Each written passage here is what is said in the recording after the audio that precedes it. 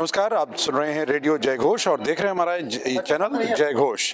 आज आप अब तक आपने अपनी भारतीय परंपरा में रंगोली बहुत सी देखी होगी, बहुत सी बनाई भी होगी, लेकिन क्या पानी पर रंगोली बन सकती है? क्योंकि पानी में रंग तो देखा होगा, लेकिन पानी पर रंग हो ये थोड़ा मुश्किल काम है। लेकिन इसमें एक ऐसी भी कलाकार हैं जो महाराष्ट्र के जलगांव से आती हैं और उन्होंने पानी पर रंगोली बनाने की कला में माहिरत हासिल की है। और आप आज लखनऊ में जो क्षेत्रीय ललित कला केंद्र है और उसमें आप पहुंची हैं और आप प्रशिक्षण दे रही हैं। आप देख सकते हैं कि ये जो रुचि है लोगों की, जो विद्यार्थी हैं अलग अलग विद्यालयों से, महाविद्यालयों से, वो यहाँ आए हैं, उनका प्रशिक्षण हो रहा है। और कैसे ये रंगोली बन रही है ये आप सामने देख सकते हैं। रंगोली में रंग जो है वो पानी के ऊपर तैर रहे हैं और तैर नहीं रहे हैं, अपनी जगह पर व्यवस्थित हैं और उसके माध्यम से तमाम तरह की आकृतियाँ वो कहती जा रही हैं। लक्ष्मी जी के पाँव भी उन्होंने बना लिए हैं और साथ में वो ज्योति जो प्रकाशित करे और आपको उद्वेलित करे, ऊर्जा से भरे, ऐसी ज्योति भी उन्होंने बनाई है, वो भी पानी के मेल के साथ। और इस कला को वो सबको सिखा रही हैं गीता मोहन रावतुली जी। गीता जी, रंगोली के विषय में थोड़ा बता देंगी? जी, रंगोली तो हर प्रकार की रहती है। मैं तो इतना कहूँगी कि आज का जो विषय है अपना पानी के ऊपर की रंगोली का विषय है। तो पानी के ऊपर किस तरीके से रंगोली बनाई जाती है उसके कुछ छोटे छोटे टिप्स है, वो मैं अभी बता के आपको रंगोली जो देख रहे हो ये बताई हुई।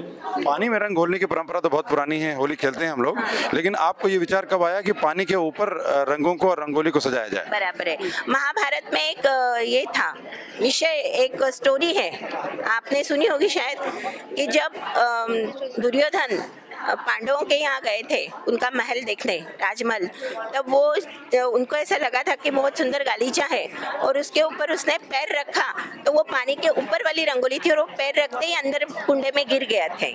और फिर द्रौपदी हंसी थी, फिर पूरा महाभारत शुरू हुआ। तो तभी से वो एक्चुअल है, पहले से ही है, लेकिन वो हम अभी नहीं करते, हमको पता नहीं। और मैं अभी 30 साल से रंगोली क्षेत्र में काम कर रही हूँ। 20 साल से?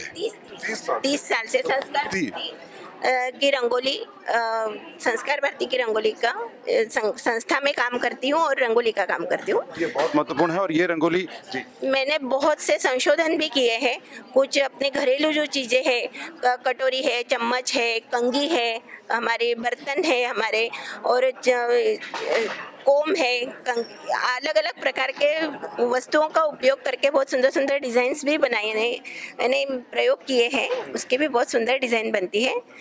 तो उसके साथ साथ फिर ऐसे हर क्षेत्र में होना चाहिए, हर राज्य में अलग अलग रंगोली रहती है, तो उसका भी अभ्यास किया है और उसको भी मैं बताती हूँ। उसके बाद में हर प्रकार भी बताती हूँ। वस्तुओं की रंगोली रहती है, भूसे की, रेत की, थर्माकोल की, अलग अलग प्रकार की है, तो उसका भी मैं यानी प्रशिक्षण देती हूँ।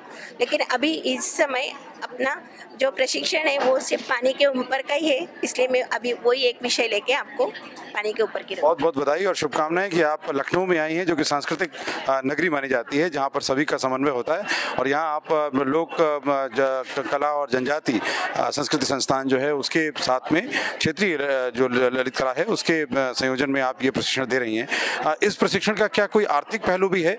क्योंकि अभी तक तो रंगोली बनाने के लिए बहुत सारे आर्थिक उपाय रहते हैं, लोगों को आय भी मिलती है, अलग अलग तरह के आयोजनों में सजाते हैं, बड़े बड़े महोत्सवों को सजाते हैं, क्या वहाँ पर भी ऐसा कोई उपाय अभी बना है, रास्ता खुला है? हाँ, रंगोली ये क्षेत्र है ना, बहुत लोगों का यानी जो बोलते हैं पूरा अपना व्यवसाय ही बना लिया है बहुत से लोगों ने, महाराष्ट्र में तो खुद इस बड़े बड़े फंक्शन में बनाने जाते हैं और उसका भी जो है उसका जो है मुबदला वो सब लेते हैं। मुझे मराठी ही आती है, मैं ज़्यादा हिंदी अच्छे से। आप हिंदी बोल रही हैं और ये जैसे पानी में सब कुछ घुल जाता है, लेकिन पानी के ऊपर भी आपने घुलने से रोक लिया, ऐसे ही भाषा भी है, सब में घुल जाती है, भाव आपका पहुंच रहा है और हम सब तक ऐसे ही और पहुंचे।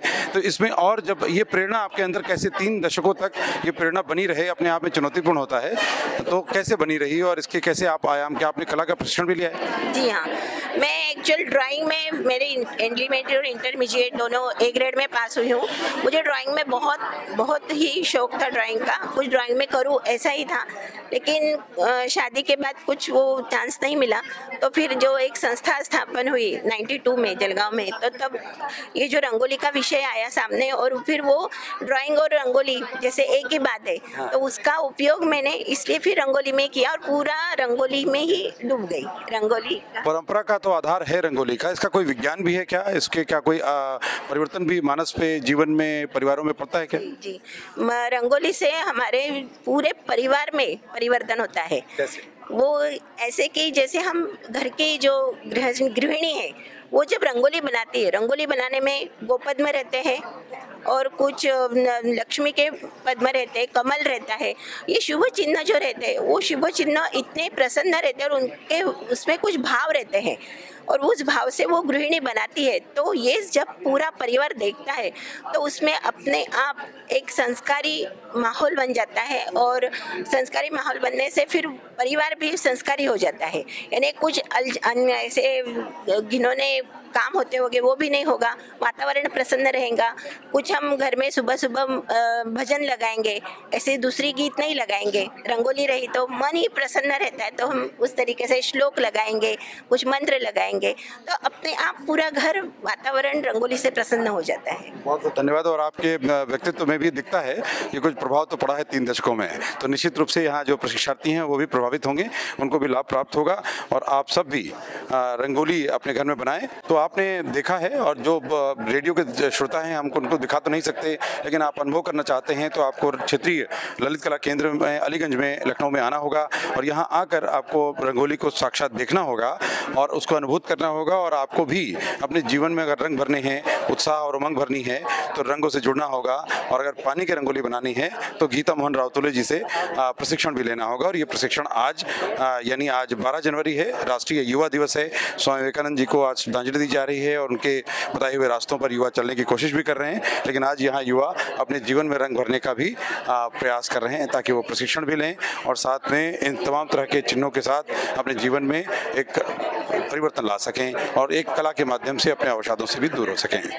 आप सुनते रहिए रेडियो जय घोष और देखते रहिए हमारा डिजिटल प्लेटफॉर्म जय घोष। नमस्कार।